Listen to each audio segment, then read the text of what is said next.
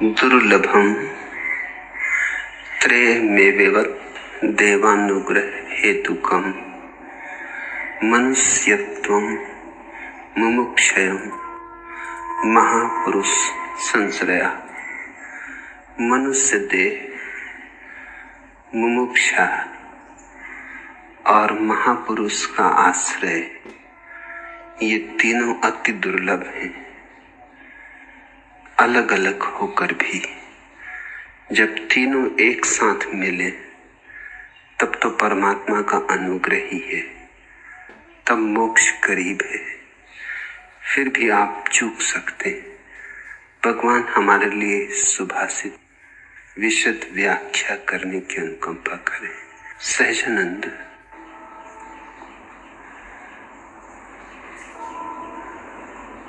मनुष्य एक चौराहा है जहां से सब दिशाओं में मार्ग जाते हैं।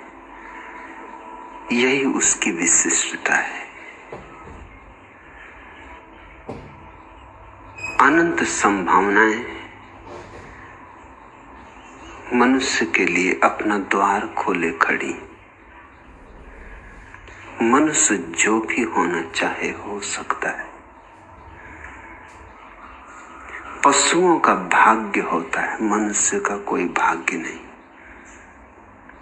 कुत्ता कुत्ते की तरह ही पैदा होगा, कुत्ते की तरह ही जिएगा, कुत्ते की तरह ही मरेगा। इससे अन्यथा होने का कोई उपाय नहीं। मनुष्य कोरे कागज की भांति पैदा होता है जिस पर कोई भी लिखावट नहीं है। फिर जो लिखता है स्वयं, वही उसका भाग्य बन जाता है।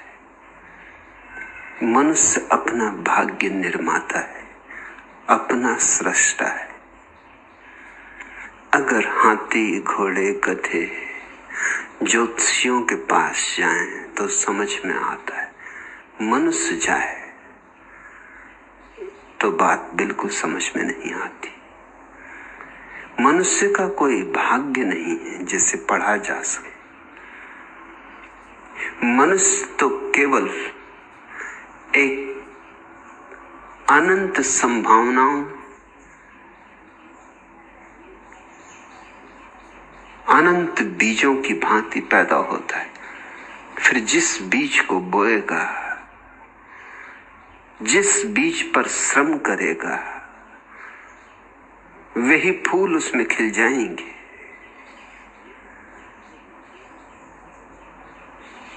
कोई विधाता नहीं। हम प्रतिपल अपने प्रत्येक विचार, अपने प्रत्येक कृत्य से स्वयं का निर्माण कर रहे हैं। इसलिए एक एक कदम सूझबूझ के उठाना और एक एक पल होश से जीना। मूर्छा में जो जी रहा है वह मनुष्य ही नहीं। सहजानंद संस्कृत का सूत्र और तुम्हारे अनुवाद में थोड़े फर्क आ गए। संस्कृत का सूत्र है मनुष्यत्वम, मनुष्य तत्व, मनुष्य चेतना, और तुमने अनुवाद किया मनुष्य देह। गहरी भूल हो गई वहां। मनुष्य की देह मनुष्य का तत्व नहीं है। देह तो और पशुओं के पास भी है। देहों में क्या भेद, सब मिट्टी के खिलौने। ऐसा बनाओ कि वैसा बनाओ। माटी कहे कुम्हार सु, तुम का रोंदे मोहे। कहती है मिट्टी कुम्हार से, तू मुझे क्या रौंदता है। आएगा एक दिन, आएगी वह घड़ी जब मैं रूंदूंगी तो जब मैं तुझे रौंद डालूंगी। एक ही सोने से 1000 तरह के गहने बन जाते, एक ही मिट्टी से 1000 तरह के घड़े बन जाते। देह का तो कोई मूल्य नहीं। फिर देह मनुष्य की हो कि पशु की हो कि पक्षी की हो कि वृक्ष की हो, इससे कुछ भेद नहीं पड़ता।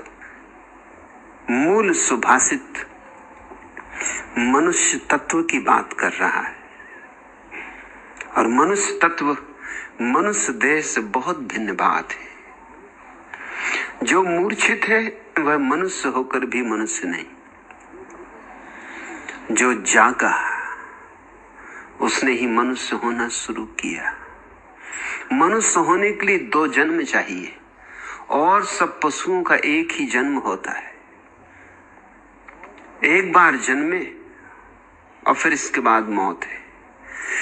मनुष्य द्विज हो सकता है।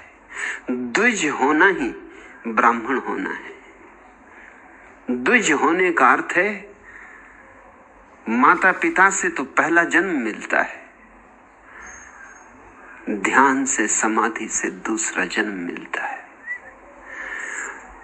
ध्यान से समाधि से अपने भीतर के ब्रह्म का परिचय होता है, पहचान होती, तब वास्तविक जन्म मिला।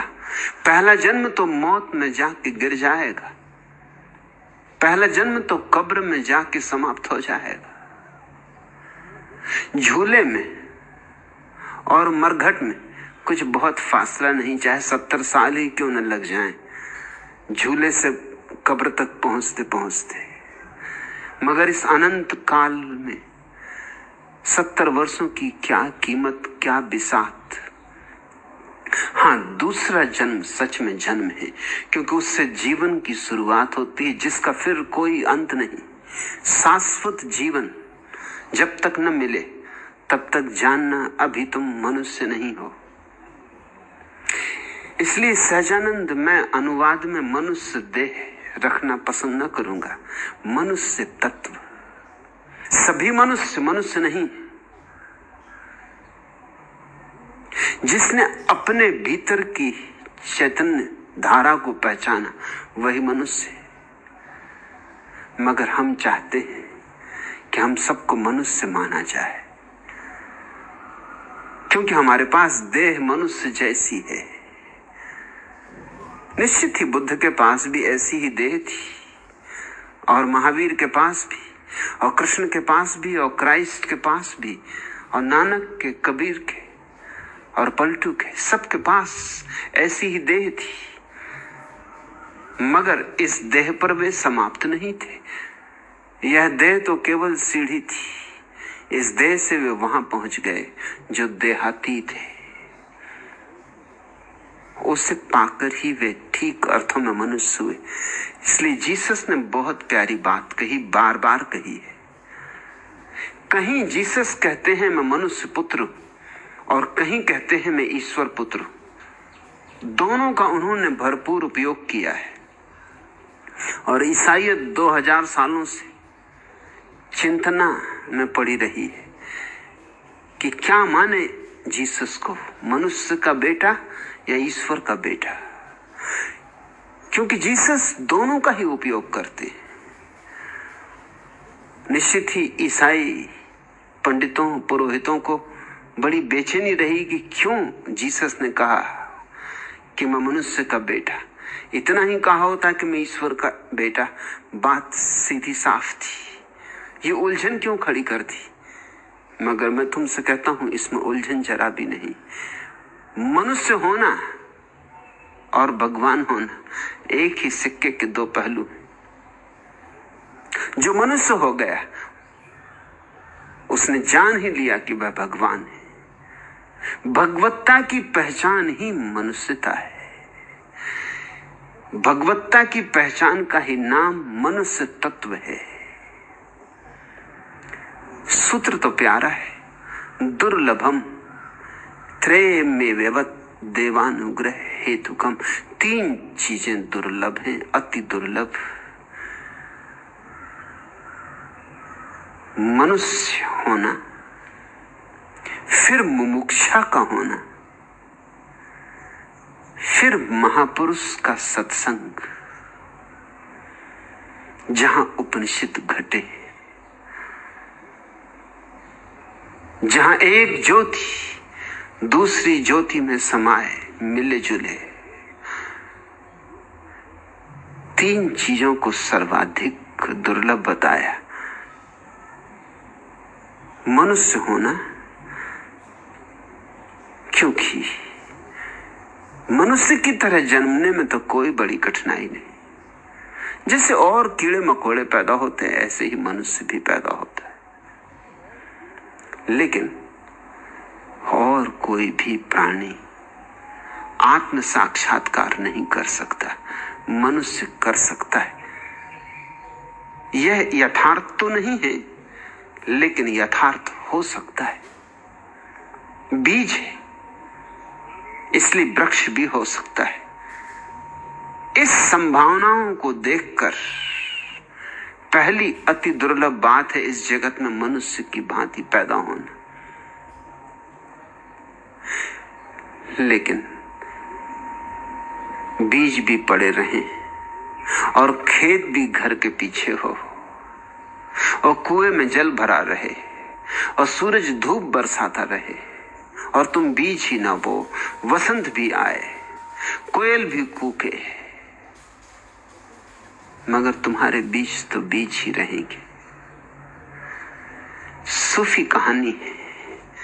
एक सम्राट के 3 बेटे थे और चुनाव करना बहुत मुश्किल था कि किसको अपना राज्य सौंप दे, क्योंकि तीनों ही जुड़वा थे, बराबर उनकी उम्र थी, इसलिए उम्र से कुछ तय न हो सकता था। तीनों प्रतिभा संपन्न थे, शिक्षक भी नहीं कह सकते थे कि कौन अधिक प्रतिभाशाली है, इसलिए उलझन और बढ़ गई थी। तीनों शक्तिशाली थे, एक से दूसरा बढ़ के था। तीनों युद्ध के मैदानों पर परीक्षित हो चुके थे और सदा जीत के लौटे थे। हारना जैसे उन्होंने जाना ही न था।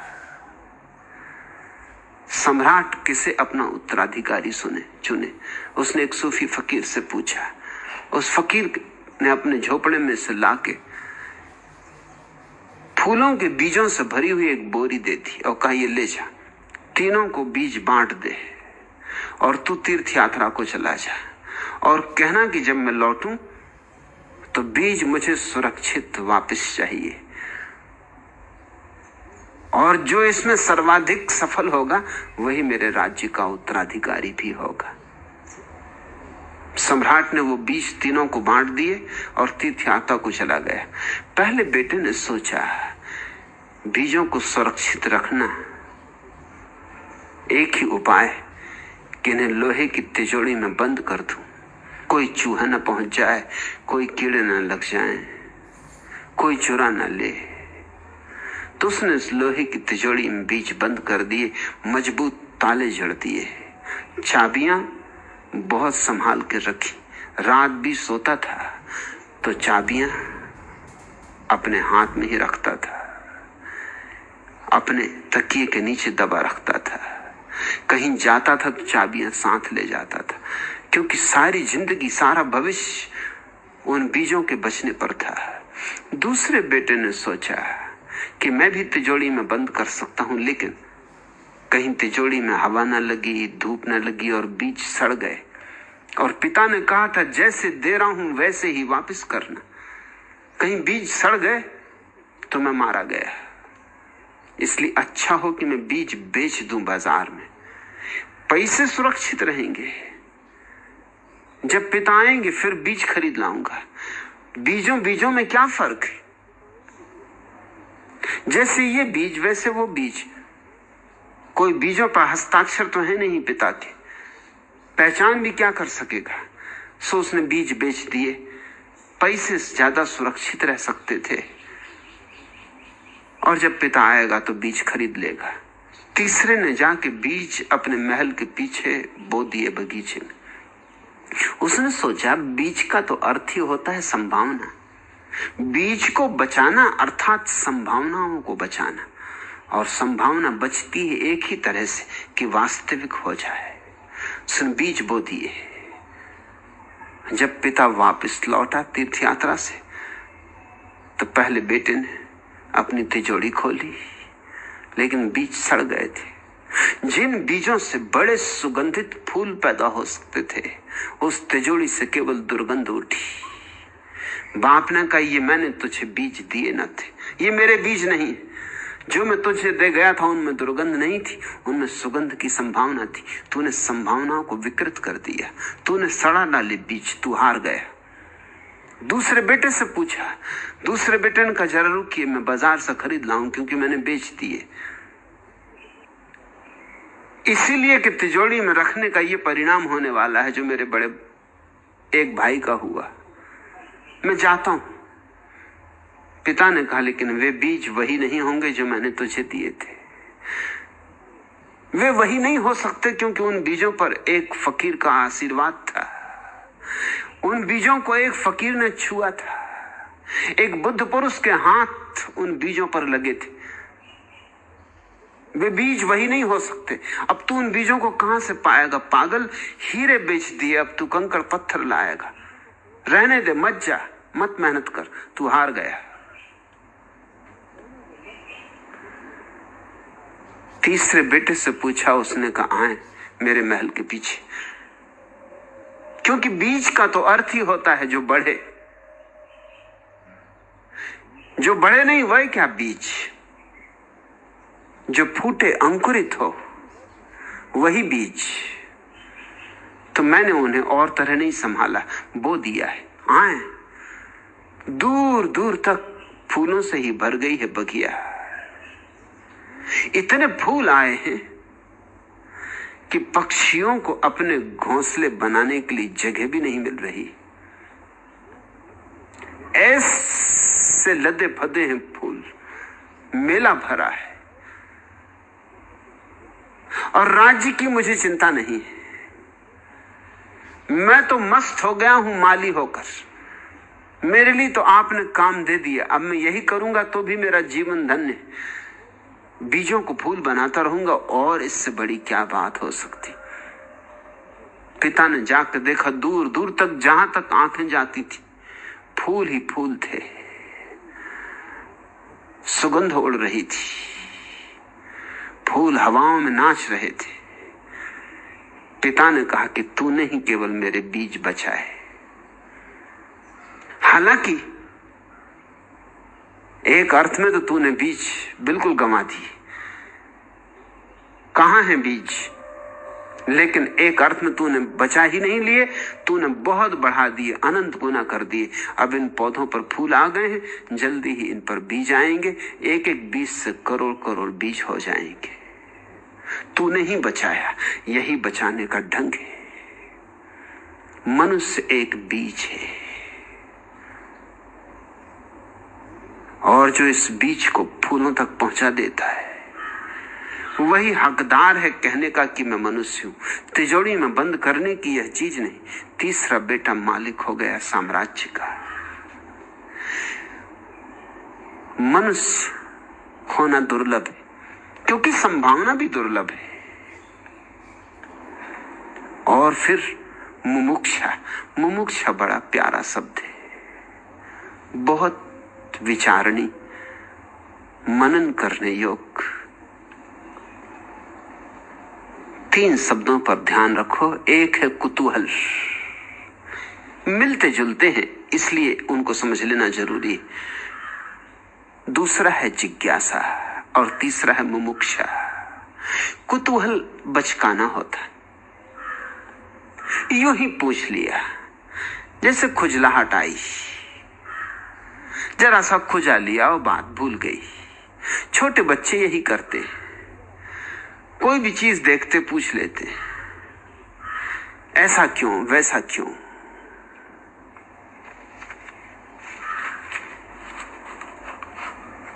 चंदूलाल का बेटा टिल्लू पहले दिन ही स्कूल गया, और शाम को वापस आते ही अपने पिता चंदूलाल से पूछ बैठा, पापा पापा मैं कहां से आया? चंदूलाल ने सार्थक नजरों से पत्नी की ओर देखा, आंख मारी और मुस्कुराए। पूत के पांव पालने में ही दिखाई पड़ रहे। फिर टिल्लू से बोले, तुम्हें यह बेवकूफी कहां से सूझी? टिल्लू ने कहा, स्कूल में रमेश बतला रहा था कि वह कलकत्ता से आया है।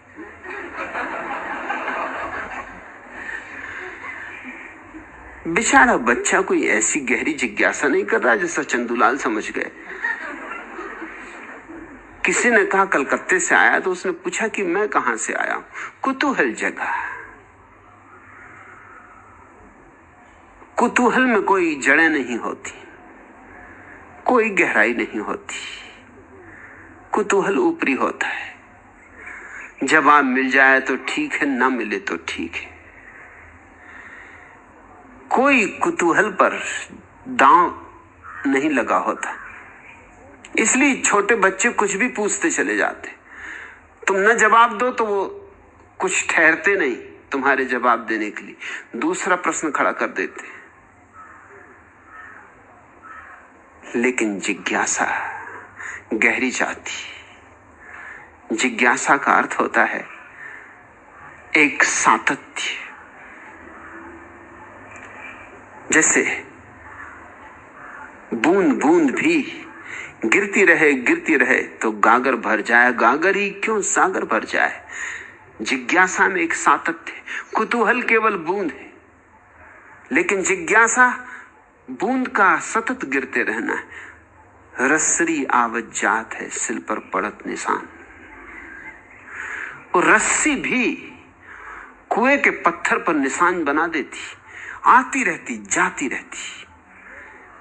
जिज्ञासा दार्शनिक है, कुतूहल तो केवल खुजलाहट है। जिज्ञासा का अर्थ है ऐसे प्रश्न जो तुम्हारे प्राणों में शोर मचा रहे, जो तुम्हारे अंतरतम में द्वार खटखटा रहे, जो कहते हैं जवाब चाहिए ही चाहिए। जिज्ञासा पूरे जीवन पर फैल सकती है। कुतूहल सभी में होता है, बुद्धू से बुद्धू में भी होता है, लेकिन जिज्ञासा व्यक्ति को बौद्धिक बनाती, दार्शनिक बनाती, चिंतक बनाती, विचारक बनाती। पर मुमुक्षा और भी अद्भुत बात है। जितनी दूरी कुतूहल और जिज्ञासा में है, उससे भी ज्यादा दूरी जिज्ञासा और मुमुक्षा में। कुतूहल और जिज्ञासा में तो जो भेद है वो केवल मात्रा का है, एक बूंद और बहुत बूंदें। भेद परिमाण का है, गुण का नहीं। लेकिन जिज्ञासा और मुमुक्षा में गुण का भेद है। जिज्ञासा दार्शनिक बनाती, मुमुक्षा धार्मिक। जिज्ञासा में प्रश्न होते, मुमुक्षा में जीवन ही प्रश्न बन जाता है। जिज्ञासा में बहुत प्रश्न होते, मुमुक्षा में एक ही प्रश्न होता है कि मैं कौन। जिज्ञासा में हजार उत्तर आते, हर उत्तर में से नए प्रश्न खड़े होते, और मुमुक्षा में मैं कौन हूं ये एक ही प्रश्न होता है, और अंततः ये प्रश्न भी गिर जाता है। जिस दिन ये प्रश्न गिरता है उसी दिन जीवन उत्तर से भर जाता है, उसी दिन जीवन रहस्य से ओतप्रोत हो जाता है। मुमुक्षा का अर्थ है जिससे मिल जाए मोक्ष। दर्शन से मोक्ष नहीं मिलता, मुक्ति नहीं मिलती। जैसे कोई आदमी कारागृह में बंद हो,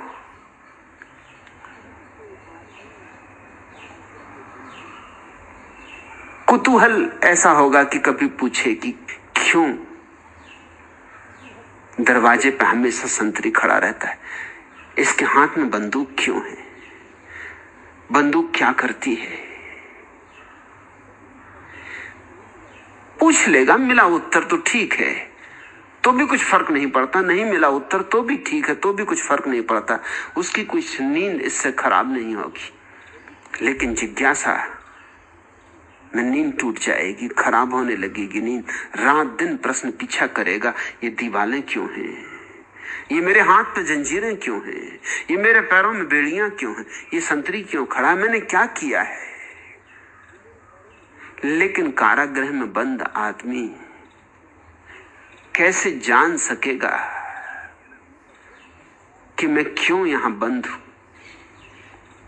उसने तो जब से पाया है तब से अपने को बंद ही पाया है। जब से आंख खोली तब से जंजीरें दिखाई पड़ी, बेड़ियां दिखाई पड़ी। जब से सजग हुआ तब से द्वार पर ताला पड़ा है, सींचे हैं, बाहर बंदूकधारी सिपाही खड़ा है। क्या करेगा वो? मुमुक्षा का अर्थ है सिर्फ कारागृह में बैठे बैठे आराम से प्रश्न नहीं पूछने लगना, वरन दीवाल को तोड़ के बाहर निकलने की कोशिश।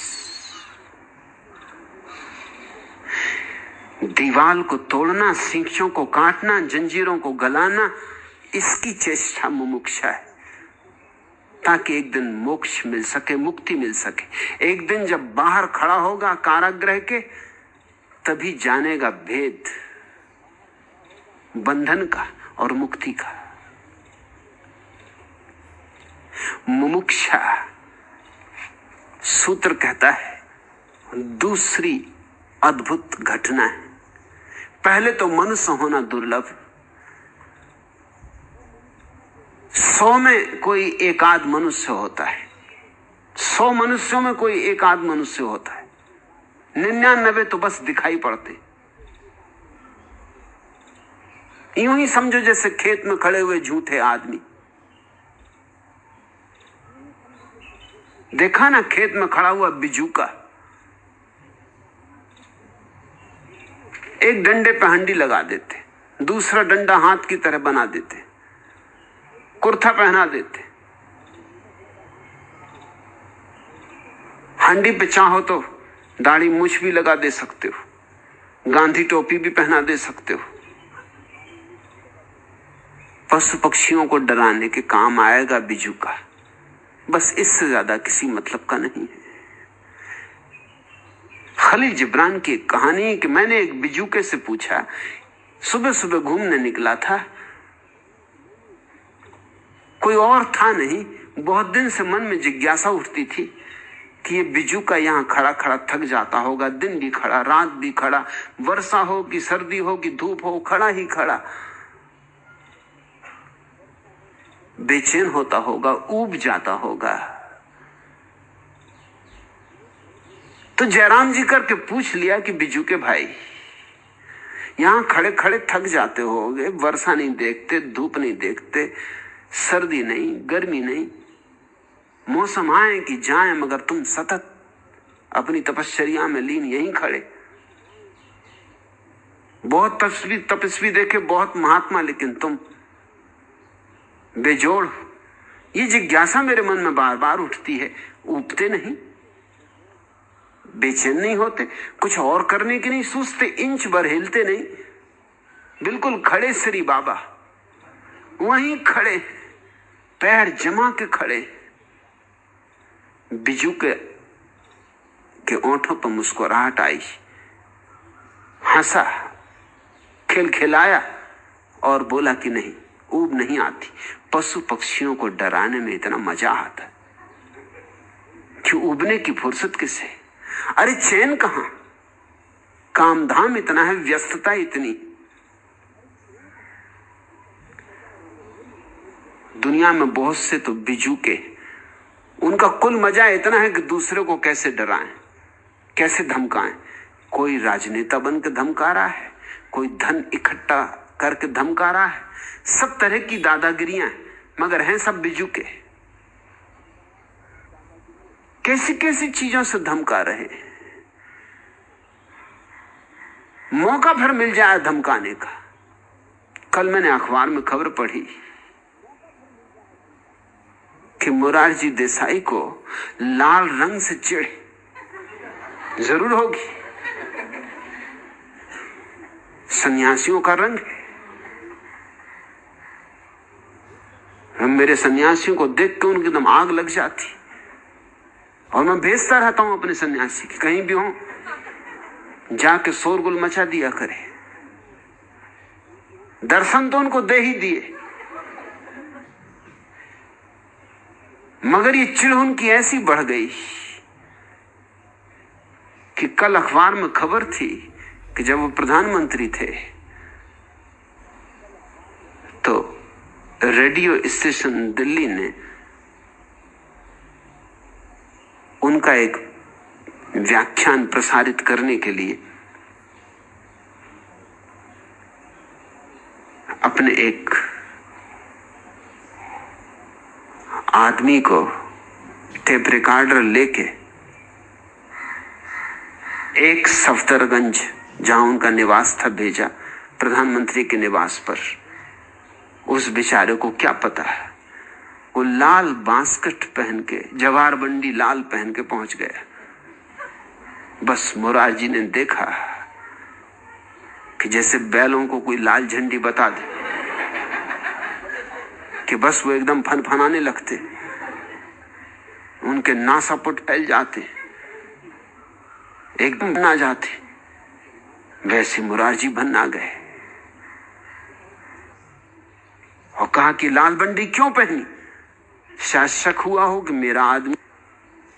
और कहा कि लाल बंडी क्यों पहनी, शायद शक हुआ हो कि मेरा आदमी है, जासूस है या क्या बात है। पूरा तो सन्यासी नहीं, मगर लाल बंडी क्यों पहनी। वो इतने क्रुद्ध हो गए कि वो बेचारा कुछ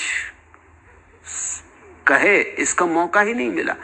उसको निकल जाओ यहां से बाहर, तुमको इतना भी पता नहीं कि भारतीय संस्कृति में लाल रंग की साड़ियां सिर्फ स्त्रियां पहनती, पुरुष नहीं।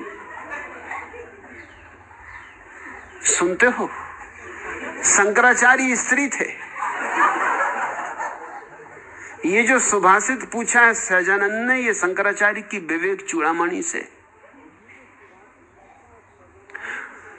रामानुज, निम्बार्क, वल्लभ सब स्त्री थे, एक मोरारजी पुरुष पैदा हुए। यहां 5000 वर्षों से सन्यासी गैरिक वस्त्र पहन रहा है, और भारतीय संस्कृति का उसको पता ही नहीं। मोरारजी देसाई को भारतीय संस्कृति का पता है। वो तो फिर इतने गुस्से में आ गए कि उनका व्याख्यान रिकॉर्ड करने का तो सवाल ही नहीं था। वो अपना रिकॉर्डर बचा के बेचारा भागा। लाल बंडी ने सब गड़बड़ कर दी।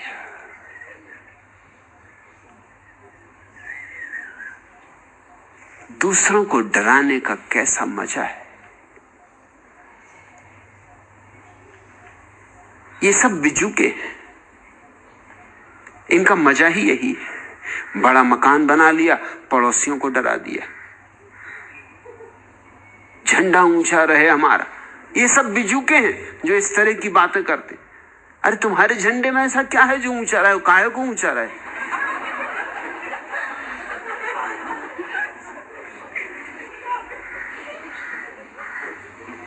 ठीक से संभाल के अपने सूटकेस में रखो। झंडा ऊंचा रहे हमारा, लेकिन झंडा ऊंचा रखने का मतलब कुछ और, डंडा ऊंचा रहे हमारा। झंडा तो बहाना है, असली में तो डंडा है जो भीतर। जरा गड़बड़ की कि झंडा तो विदा हो जाएगा और डंडा बाहर आ जाएगा। तो लोग अपने अपने डंडे पर तेल की मालिश कर रहे हैं। दूसरे को डराने का ऐसा मजा है। खुद को जानने की फुर्सत का 100 में 99 आदमी तो दूसरों के साथ प्रतिस्पर्धा में लगे,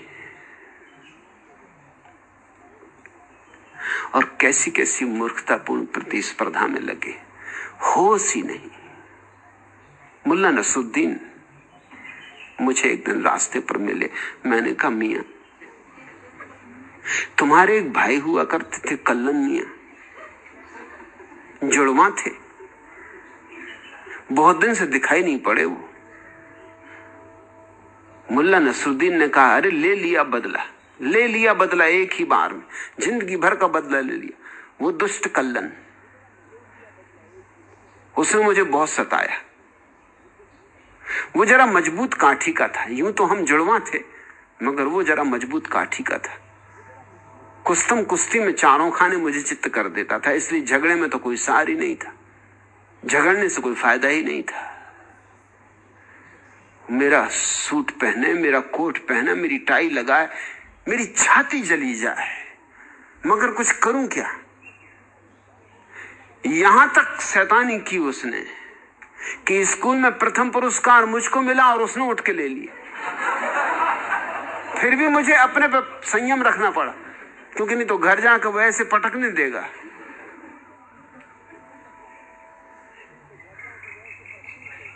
मुझे निमंत्रण मिले भोजन का किसी क्या, वो पहुंच जाए, शक्ल बिल्कुल एक जैसी थी, कोई पहचान ही ना सके। मगर सबसे हद तो तब हो गई जब मेरा एक लड़की से प्रेम हो गया और वो उस लड़की को ले भागा। तब से उस हरामजादे को मैं ठीक करने में लगा था। आखिर मैंने बदला ले लिया। मैंने कहा, मुझे बताओ भी तो बदला कैसे लिया। मुल्ला नसरुद्दीन बड़ी रहस्यमयी मुद्रा में हंसे और बोले कि मैं मर गया और लोग उसको दफना आए। अरे 100 सुनार की एक लोहार की, बस एक ही बार में जिंदगी भर का ठिकाना लगा दिया। क्या क्या मजा है, कैसी मूर्छा है। ये 100 में से 99 लोग तो मूर्छित हैं, बिल्कुल बेहोश हैं। इन्हें होश नहीं ये क्या कर रहे हैं, इन्हें पता नहीं ये क्यों है, इन्हें ये भी पता नहीं ये क्या है। पायलट ट्रेनिंग का कोर्स चल रहा था। सरदार विचित्र सिंह से जब पूछा गया कि मान लो तुम हवाई जहाज से कूदे और छतरी नहीं खोली तो ऐसी स्थिति में तुम क्या करोगे, विचित्र सिंह ने जवाब दिया, सर स्टोर रूम से जाकर दूसरी छतरी मांग लाऊंगा।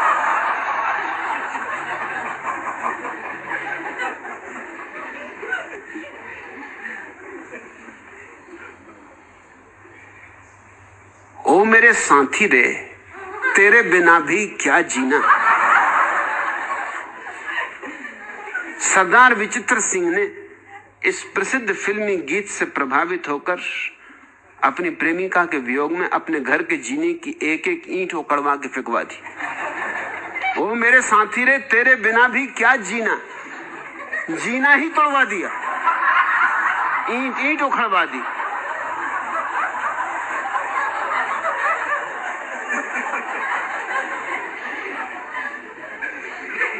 सरदार विचित्र सिंह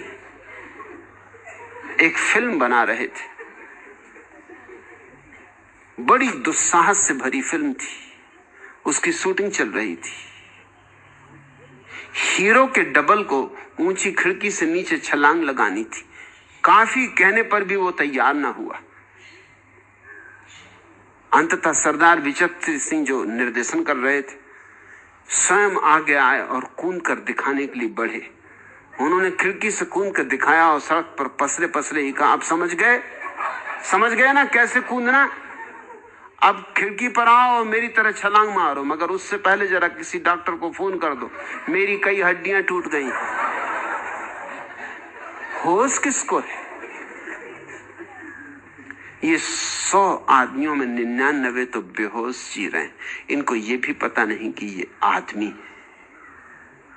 कोई हिंदू है, आदमी नहीं। कोई मुसलमान है, आदमी नहीं। कोई ईसाई है, आदमी नहीं। कोई जैन है, आदमी नहीं।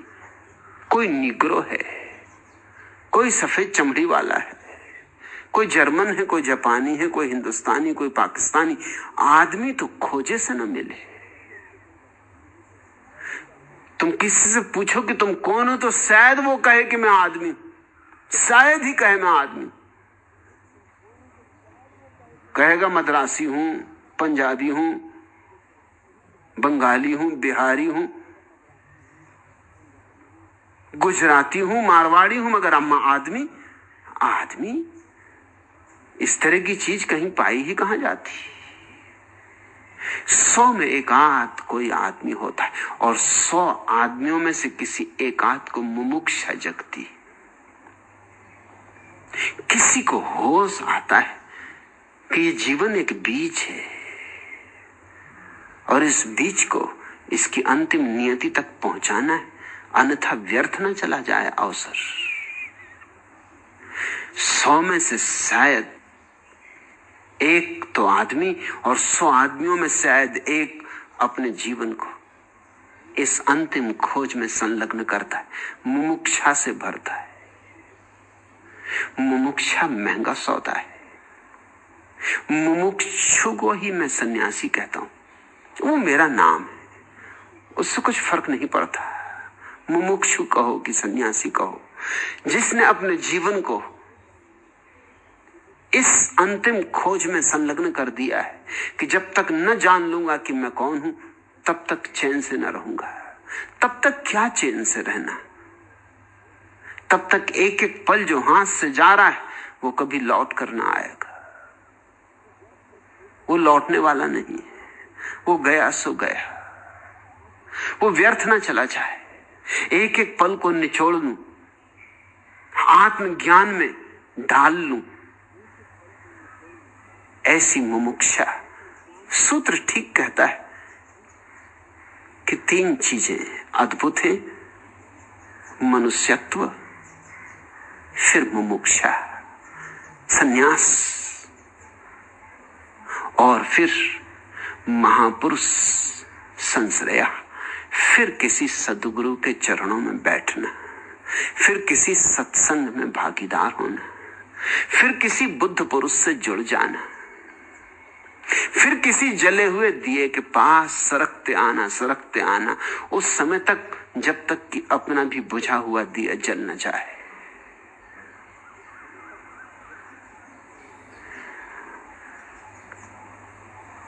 मुमुक्षा भी लोगों में पैदा होती तो भी जरूरी नहीं कि वो सद्गुरु का साथ खोजे, क्योंकि सद्गुरु का साथ खोजने के लिए अहंकार छोड़ना होता है। मुमुक्षा में अहंकार नहीं छूटता। मुमुक्षा में अहंकार भर भी सकता है। जैसे कृष्णमूर्ति के पास जो लोग इकट्ठे हुए, तुम दुनिया के छटे हुए अहंकारियों को वहां बैठा हुआ देखोगे।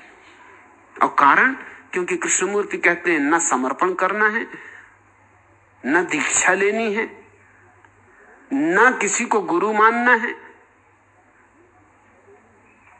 तुम स्वयं काफी हो, तुम पर्याप्त हो। ये अहंकार को भाषा प्रीतिकर लगती कि मैं पर्याप्त हूं, मुझे कहीं झुकना नहीं। और अगर कहीं झुकना नहीं तो कृष्णमूर्ति के पास क्या बाढ़ झोंक रहे हो? क्या किस लिए वहां बैठे हो? जाके नदी के किनारे बैठे हो और अंजलि बनानी नहीं, पानी पीना नहीं, क्योंकि पानी पीने के लिए अंजलि बनानी पड़े, मुमुक्षा की अंजलि। पानी पीने के लिए झुकना पड़े तब तो अंजलि में पानी भरोगे, तब तो तुम्हारे कंठ तक पानी पहुंचेगा। तो घाट पर बैठ के क्या कर रहे हो? या तो डुबकी मारो या रास्ता पकड़ो। कृष्णमूर्ति के पास जो लोग बैठे उनको सिर्फ अहंकार की तृप्ति मिल रही कि बिना झुके सत्संग हो रहा है, मगर बिना झुके सत्संग होता ही नहीं, समर्पण ही सत्संग है। तो तीसरी बात सर्वाधिक कठिन है। मैं कौन हूं इसकी खोज में, मैं जो नहीं हूं, मैंने जो अपने को मान रखा है, वो मेरा जो झूठा मैं है, उसे किसी के चरणों में समर्पित कर देना। कहना कि मुझसे तो छूटे छूटे ये नहीं छूटता, लेकिन तुम्हारे निमित्त शायद छूट जाए, तुम्हारे प्रेम में शायद छूट जाए।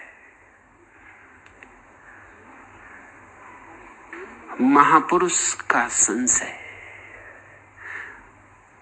उसका सानिध्य, उसका सत्संग। सूत्र कहता है और जब ये तीनों एक साथ मिले तब तो समझना कि परमात्मा की बड़ी अनुकंपा है। एक भी मिल जाए तो बहुत, और तीनों अगर साथ साथ मिल जाएं तो इसी को कहते हैं जब वह देता है तो छप्पड़ फाड़ कर देता है। फिर तो इसे परमात्मा का अनुग्रह समझना। ये अपनी पात्रता नहीं होगी,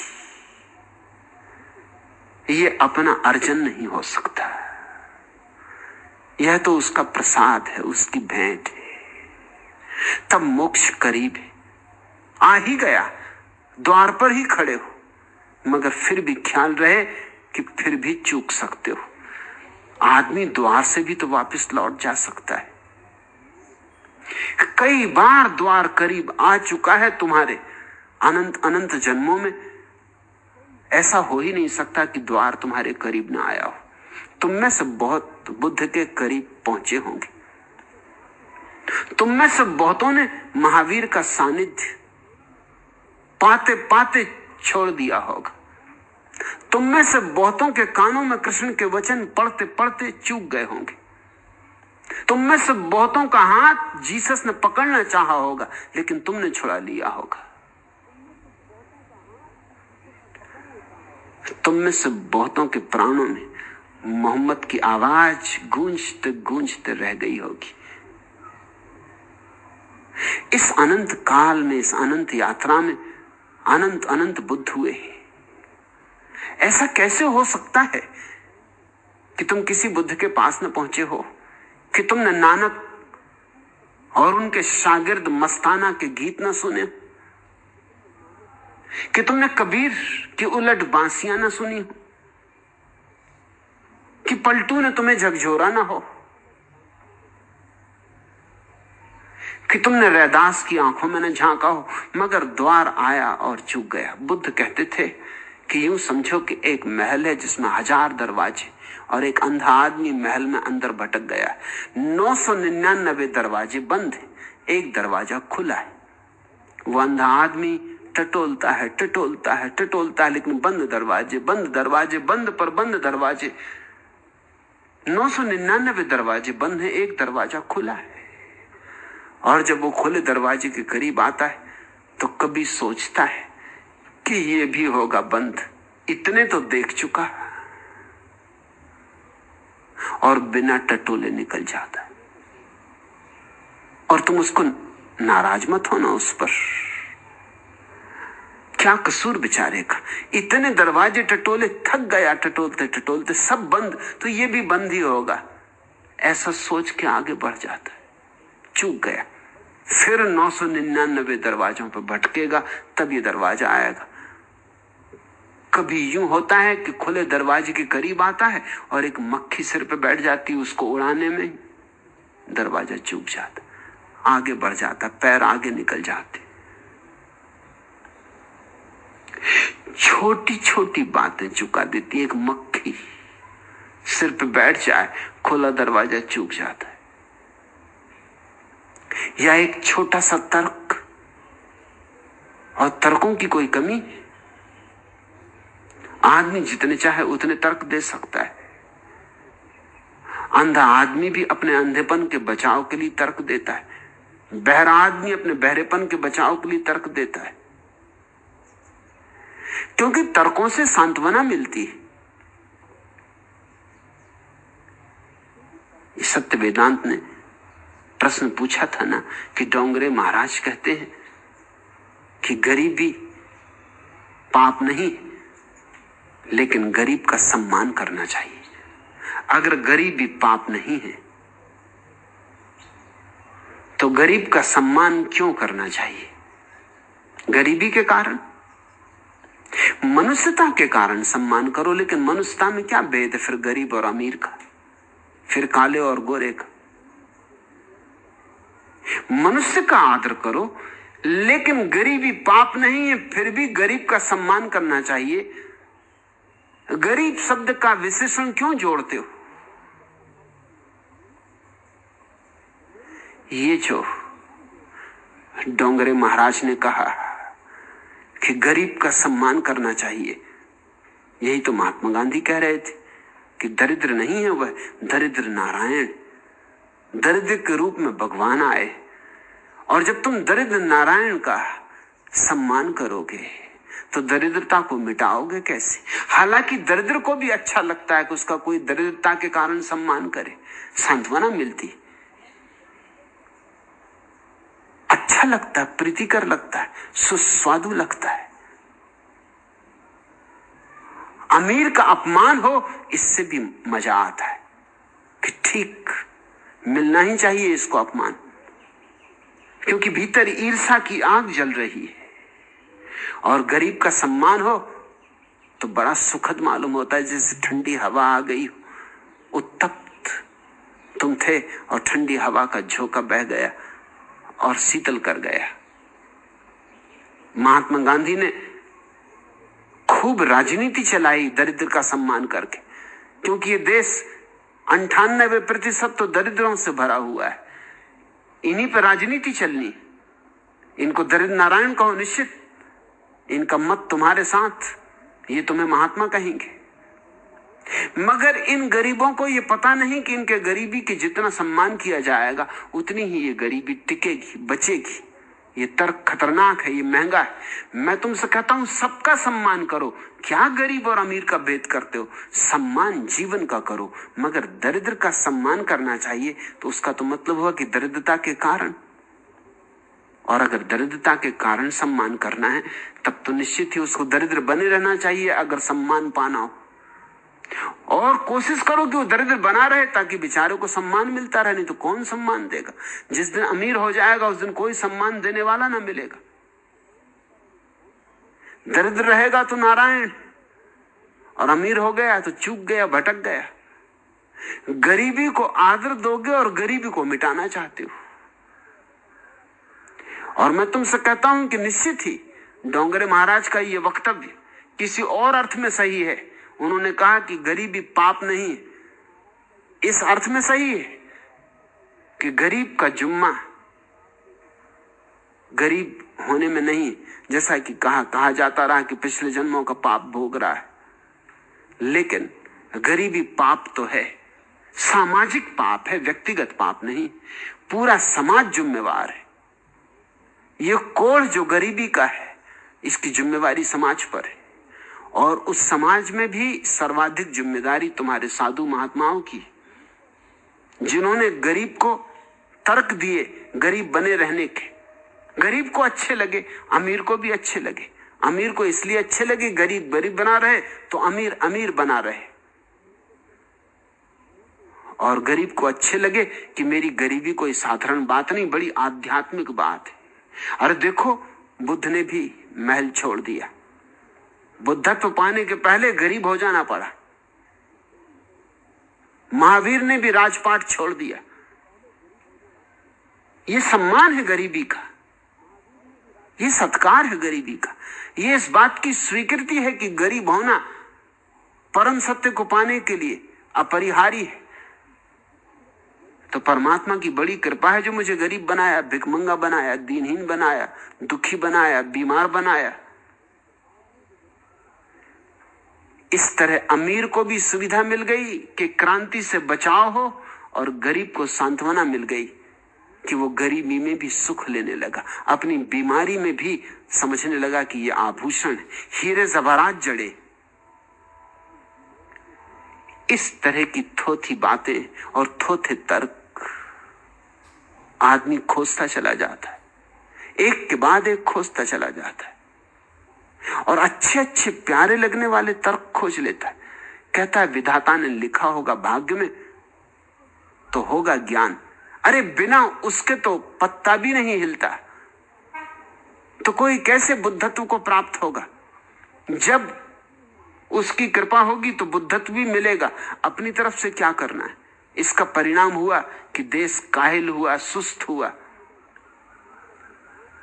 अच्छी लगे बात या बुरी लगे, तुम्हारे तथाकथित ऋषि मुनियों का हाथ है तुम्हारी काहिलता में, तुम्हारी सुस्ती में, तुम्हारी गरीबी में, तुम्हारी दरिद्रता में।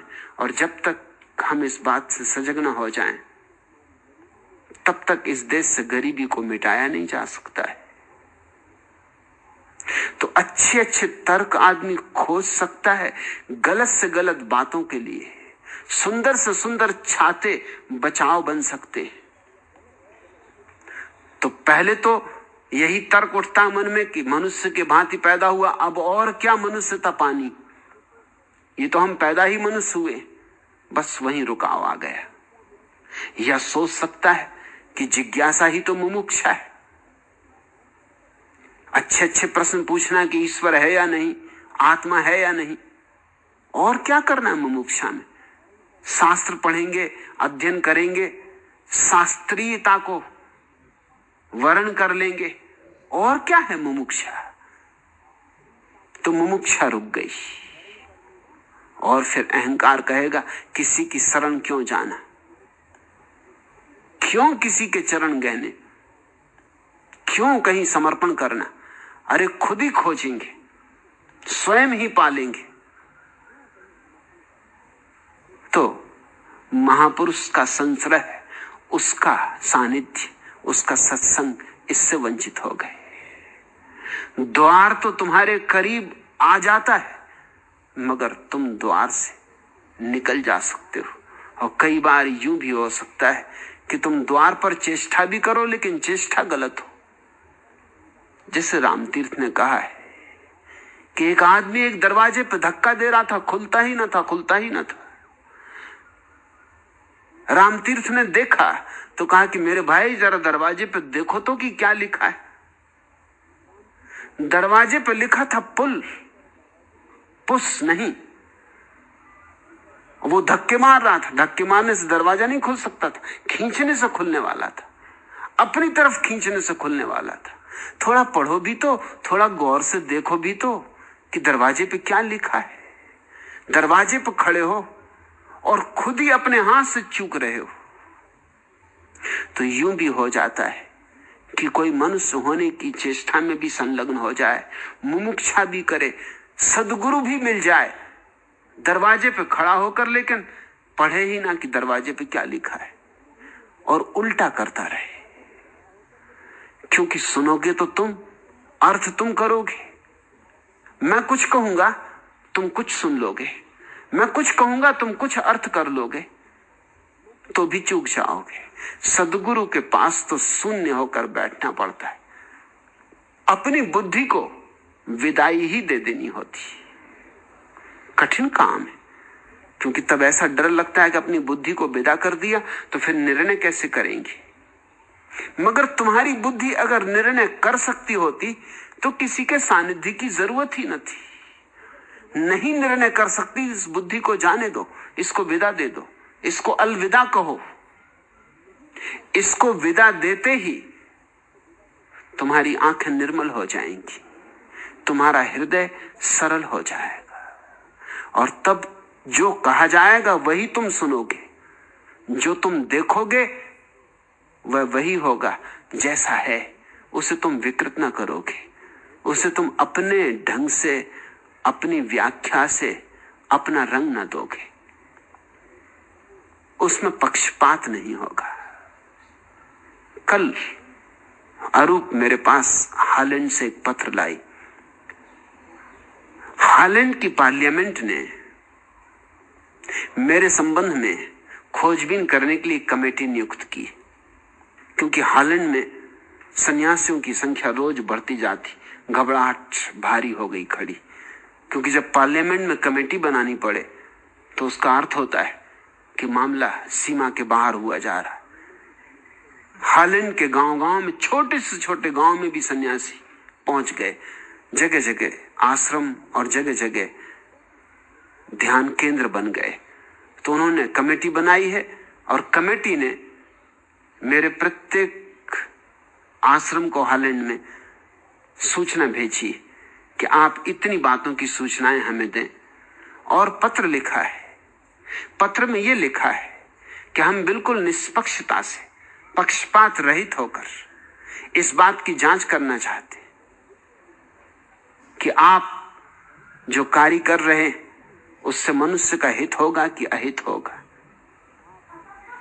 और जिनके नाम है नीचे, उनमें कोई ईसाई पादरी है, कोई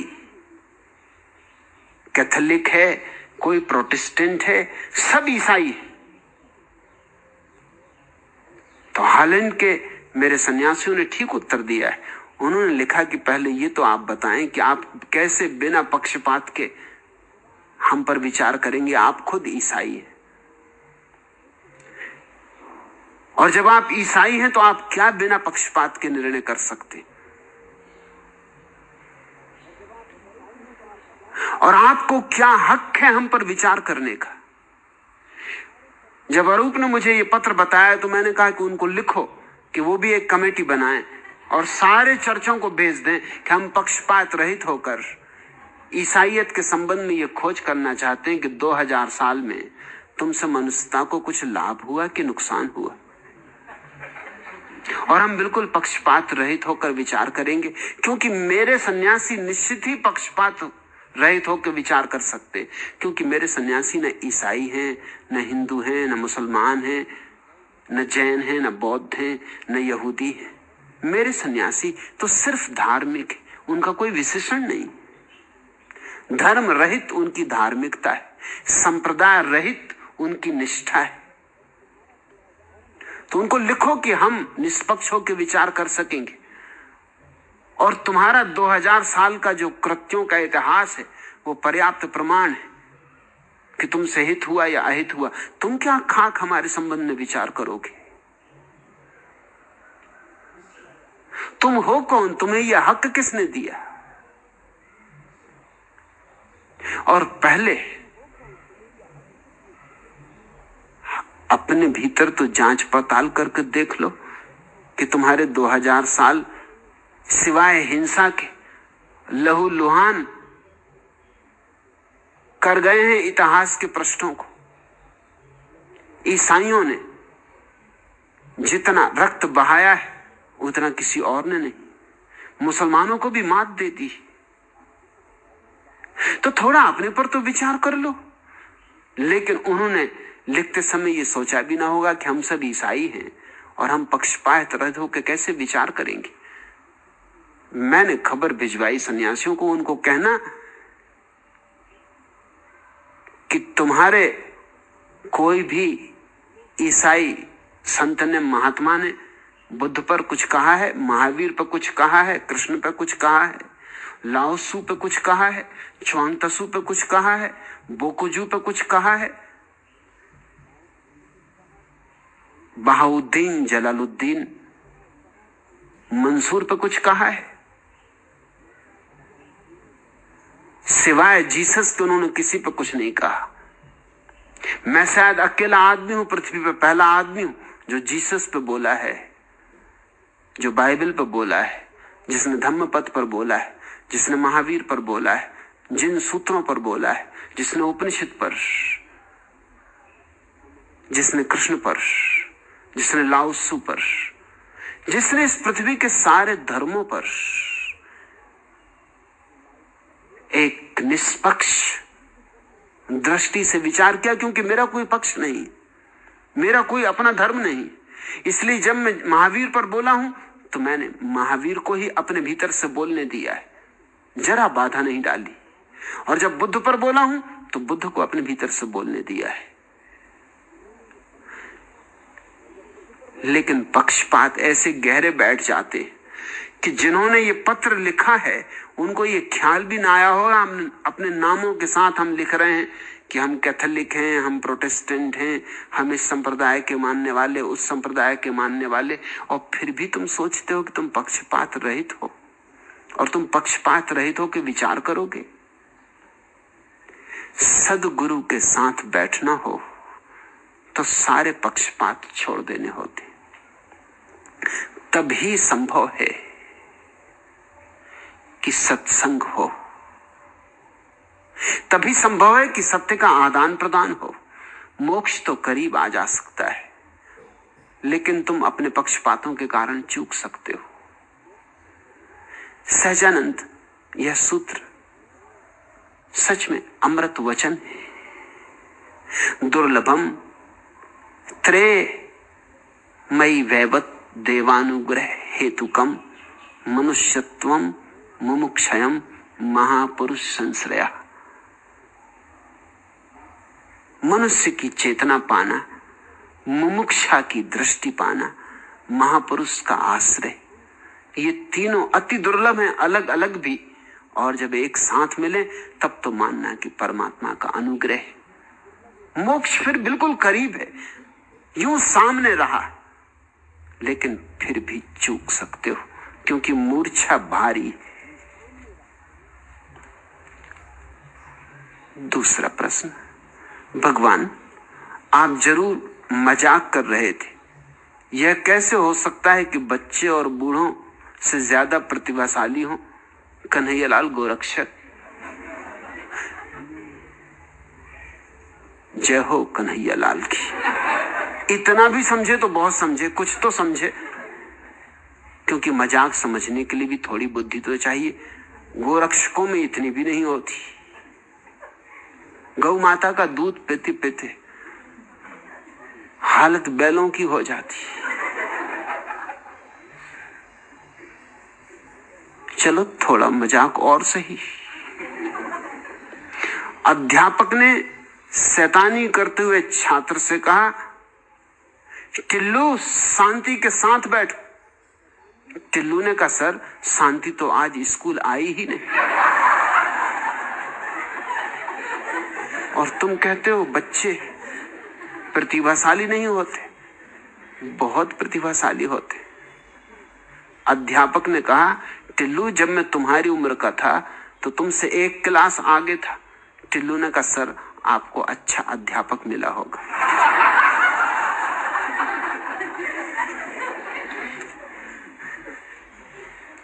जब इस स्त्री की अपने पति के साथ लड़ाई हुई तब क्या तुम वहां मौजूद थे? जज ने पूछा। जी हां, 14 वर्षीय फजलू ने जवाब दिया। क्या गवाह की हैसियत से तुम्हें कुछ कहना है? जी हां, यही कि मैं कभी शादी न करूंगा।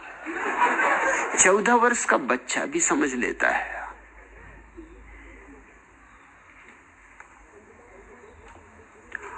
आ जाओ, कुत्ते से डरो मत। चंदूलाल के बेटे टिल्लू गुरु ने घर आए हुए मेहमान से कहा, आ जाओ।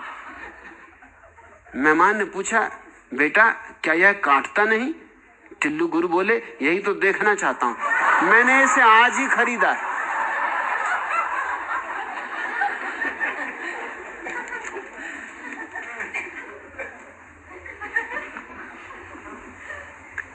अध्यापक अगर 50 मेहमानों के लिए 1 मन दूध काफी हो तो 100 मेहमानों के लिए कितने दूध की आवश्यकता होगी? टिल्लू बोले, गुरुजी दूध तो इतना ही काफी होगा, हाँ पानी कुछ अधिक ही डालना पड़ेगा। अध्यापक ने कहा, हवाई जहाज का आविष्कार किसने किया? फजल बोले, सर मेरे पिता मुल्ला नसरुद्दीन ने। अध्यापक ने गुस्से से कहा, क्या बकते हो?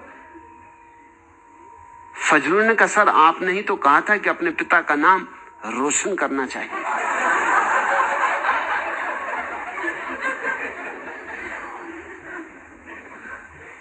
शिक्षक ने पूछा, बंटी बताओ, जिस व्यक्ति का जन्म 1840 में हुआ हो अब उसकी उम्र क्या होगी?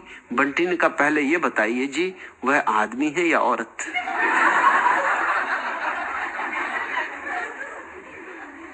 स्कूल में शिक्षक नैतिकता का पाठ पढ़ा रहे थे। बोले, यदि मैं किसी लड़के को देखूं कि वह गधे को मार रहा है और मैं उस गधे को मारने से रोकूं तो मेरी इस नेकी को क्या कहा जाएगा? टिल्लू बोला, भाईचारा। कन्हैयालाल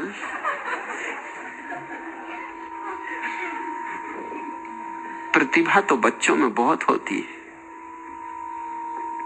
प्रतिभा का अर्थ सूचना का संग्रह मत समझ लेना। सूचना का संग्रह नहीं होता, लेकिन देखने की एक सरलता होती, स्वच्छता होती, उसी को मैं प्रतिभा कह रहा हूं। जानकारी कम होती है, निश्चित जानकारी बूढ़े में ज्यादा होगी क्योंकि वो जिया है इतने दिन, तो जानकारी उसकी ज्यादा होगी, लेकिन उसकी जानकारी के कारण ही उसकी प्रतिभा दब जाती। बच्चे में प्रतिभा होती, जानकारी नहीं होती। प्रतिभा का अर्थ होता है अभी कोई पर्दा नहीं, कोई आड़ नहीं, सीधा सीधा देखता है। और इसलिए बच्चे बूढ़ों को अखरते क्योंकि बच्चे ऐसी बातें कह देते जो बूढ़ों को तकलीफ में डाल दें। तुम्हारी मां आज ही बीमार पड़ी और आज ही ठीक भी हो गई। डॉक्टर ने क्या दवा दी थी बेटे? पड़ोसन ने टिल्लू गुरु से पूछा। कुछ नहीं आंटी, वो मम्मी के कान में फुसफुसा के बोला, यह आपकी बढ़ती हुई उम्र का संकेत है। बस मम्मी उठ के खड़ी हो गई और पापा को डांटने लगी।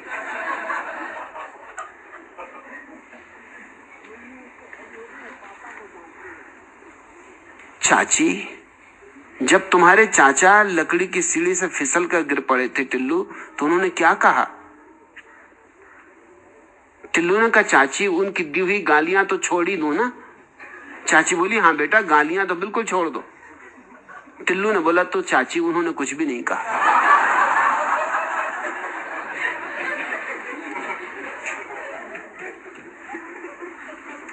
आखिरी सवाल, लगन मुहूर्त झूठ सब, रस मलाई है सच्ची। बड़े पकोड़े साथ हों तो समाधि है पक्की। कृपया कुछ कहें। प्रताप, सब तुमने कह ही दिया। सत्य वचन महाराज, आप तो सत्य ही बदनते, सत्य ही बोलनते, सत्य ही करनते, सत्य ही रहनते। आपका नाम तो आज से हो गया सच्चा बाबा। ऐसी ही जगह तो देवता रमनते, और फिर भी दुष्टजन पूछनते कि काय को रमनते। सुबह सुबह पलटू मिल गए तो मैंने उनसे कहा, सुन लो ये प्रताप क्या कहते, सच्चा गुरु क्या कहते, ये सच्चा बाबा क्या कहते। तुमने तो कहा पलटू पलटू शुभ दिन शुभ घड़ी, याद पड़े जब नाम, लगन मुहूर्त झूठ सब और बिगाड़े काम। लेकिन सच्चा बाबा ने तो तुमको भी पलटू पलटनते, खूब दुलत्ती मारनते,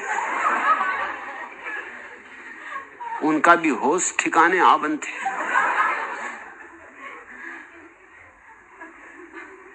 तत्क्षण पलटू उदास हो बनते, जार जार रो बनते। मैंने कहा, काहे को रो बनते भाई? बोले, ऐसी ज्ञान की बातें